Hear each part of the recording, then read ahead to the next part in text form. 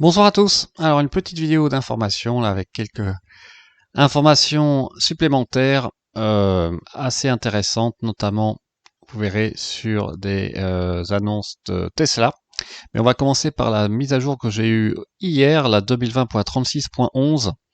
Alors je vais pas faire durer vraiment le suspense, hein. Il n'y a pas de nouvelles fonctionnalités dans la description de cette mise à jour par rapport à la 2020.36.10, donc il s'agit probablement de correction de bugs. Néanmoins, j'ai l'impression peut-être que la commande vocale marche mieux avec cette nouvelle version. Et surtout, vous voyez sur l'écran, j'ai l'impression que je sais pas pourquoi, le menu Spotify avant était tout à droite, après TuneIn, et maintenant il est au milieu. Donc voilà, ça c'est de la mise à jour. Mais voilà, honnêtement, rien de particulier. J'attends, je crois qu'il y a une 2020.36.12 qui est en train de sortir aux États-Unis, donc il faut que je me renseigne, voir si ça va apporter vraiment quelque chose de nouveau. A priori, je ne pense pas. Par contre, j'ai l'impression que quelque chose, en tout cas aujourd'hui, qui marchait mieux, vous savez, c'est la limitation de vitesse quand il pleut, qui passe de 110 à 10. Et là, vous voyez, ça a bien marché. La voiture a bien ralenti pour passer de 110 à 100 km/h. Alors, je ne sais pas vraiment comment la voiture détecte qu'il pleut. Est-ce que c'est parce que les essuie-glaces se mettent en route? Des fois, avant, ça me le mettrait sans que les essuie-glaces se mettent en route. Donc, il va falloir que je vérifie ça. En tout cas, là, ça a bien fonctionné sans problème. Par contre, voyez, voiture, la vitesse passe à 130 et donc passe à 110 au lieu de 130. Et quand la limite augmente, là, j'appuie sur le levier pendant 2 secondes pour réajuster la limite de vitesse à 110. Et j'avoue que ça, c'est vraiment pratique, cette petite astuce d'électron libre. Alors après, ce que je vais vous montrer aussi, là, vous voyez, je voulais remontrer, bah voilà, la limitation bien effective à 100 au lieu de 110. Et vous voyez aussi que ma consommation, là, j'ai mis le chauffage tout de suite, c'est pas la même chose, hein. Je suis à 189 au début, au lieu de 150 quand je mets pas du tout le chauffage. Et comme la température a nettement diminué, puisque j'étais à 10 degrés au lieu de 26-27 il y a 2 jours, et ben ma pression des pneus a diminué aussi, hein, de 2 bar 8 à 2 bar 6. Et c'est marrant parce que j'ai toujours le pneu avant gauche qui était toujours un peu en dessous. Et là, vous voyez, j'ai plusieurs pneus à 2.6 et j'ai que le pneu avant gauche où j'ai l'alerte entre guillemets avec le sigle jaune à côté de confort en haut, hein, pour pneus dégonflés. Plus, je vais vous montrer après au niveau du menu, vous avez aussi le petit triangle qui n'est pas rouge dans ce cas-là, mais qui est blanc, hein, quand c'est pas une alerte critique, on va dire. Donc vous voyez, sous pression des pneus, vérifiez que la pression des pneus est regonflée, ce que j'ai fait ce soir pour être tranquille. Donc bah voilà, hein, c'est un peu normal, mais il faut toujours penser à ça. Et là, c'est vrai que c'est pratique, la voiture vous le rappelle. Vous pouvez perdre facilement 0,2, 0,3 bar quand la température passe de 25-26 à moins de 10 degrés, donc pensez-y. Et voilà, je voulais remontrer une dernière fois, voyez. Alors je me demande si quand la pression baisse encore plus, si ça devient rouge, je vais pas tenter. Si vous avez l'expérience, notamment si vous crevez, je ne sais pas ce qui se passe au niveau de la visualisation des pressions. Est-ce que les chiffres et barres passent en rouge? C'est fort possible.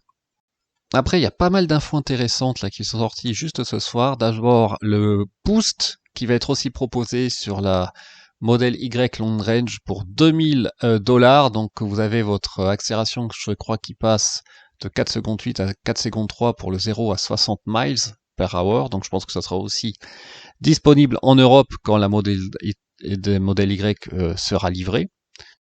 C'est intéressant d'ailleurs qu'il sort cet upgrade en septembre, comme pour le AP. Peut-être que voilà, Tesla veut gonfler, on va dire, un petit peu ses revenus avant de publier ses résultats financiers dans les semaines qui viennent. Et puis l'autre info très intéressante, c'est que Amazon a sorti un module qui va permettre d'avoir accès depuis son téléphone portable aux caméras de la voiture en temps réel, que ce soit en Wi-Fi ou aussi en 4G. Donc ça, c'est vraiment intéressant. A priori, ça coûtera 200 $.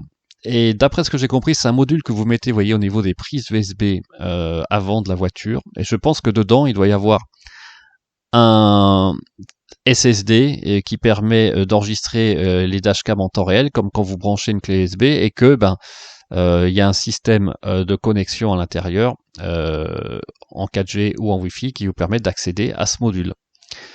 Alors, c'est comme intéressant, ça veut dire qu'effectivement, il faut que le module soit toujours alimenté, donc que vous ayez activé le Sentry Node. Ça, c'est la première chose.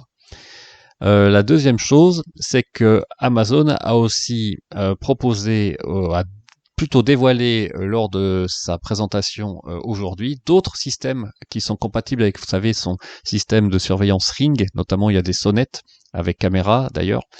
Et vous avez par exemple la Ring Car Alarm, c'est intéressant, c'est un plug USB OBD2, OBD que vous mettez sur votre voiture, quelle que soit la voiture, et si la voiture bouge, ben ça vous prévient, ça fait une alarme. Et puis pour la Ring Car Cam, là c'est carrément des caméras que vous mettez dans votre voiture en plus. Donc là, honnêtement, c'est pas vraiment nécessaire pour la Model 3, mais pourquoi pas si vous voulez mettre des caméras intérieures, puisqu'après, pour l'instant, la caméra intérieure de la Model 3 n'est pas active. Donc voilà, à surveiller ce Ring Car Connect, notamment comment le système communique avec l'extérieur. Est-ce qu'il y a une puce 4G dans ce module USB entre guillemets qu'on branche sur les prises USB avant de la voiture? Est-ce qu'il faut une souscription pour cette connexion 4G, on va dire, indépendante du réseau Wi-Fi? C'est vraiment intéressant. Et puis surtout, j'ai l'impression qu'il n'y a que 2 prises USB-C qui sortent du module, donc ça peut suffire s'il y avait déjà la dashcam, l'enregistrement des dashcams intégré dans le module. Mais à surveiller, vraiment intéressant, surtout que ça peut a priori s'intégrer aussi dans le système Ring d'Amazon. En plus, l'intérêt évidemment, c'est que la voiture, enfin le système Amazon vous préviendrait en cas d'événement filmé. Mais reste à voir le plan de s'il y a une puce 4G à l'intérieur. A priori, je pense qu'il faudra quand même une souscription pour avoir ce système 4G avec le système Amazon pour pouvoir se connecter depuis votre téléphone. Voilà, mais écoutez, j'espère que cette petite vidéo vous a plu. Je ferai sûrement un petit récapitulatif du Battery Day. Et puis, je pense aussi peut-être faire un live bientôt. Non pas avec des collègues youtubeurs Tesla, mais pourquoi pas avec vous. Voilà, alors si ça, c'est une idée comme ça qui me vient, si ça vous intéresse, faire un zoom avec certains d'entre vous, et ben voilà, on discute pendant 1 heure, pendant un live, et puis je pourrais répondre à toutes les questions que vous vous posez, voilà, c'est comme ça, c'est juste une idée qui me sort par là. Et pourquoi pas non plus associer d'autres youtubeurs qui s'intéressent à Tesla, évidemment, il n'y a aucun problème, moi je m'entends bien avec tout le monde, en tout cas, je l'espère. Voilà, moi, plus on communique avec les autres, moi, mieux je me porte. Donc, voilà, je vous souhaite une très bonne soirée et on se dit à très bientôt sur Tesla Alsace. Au revoir.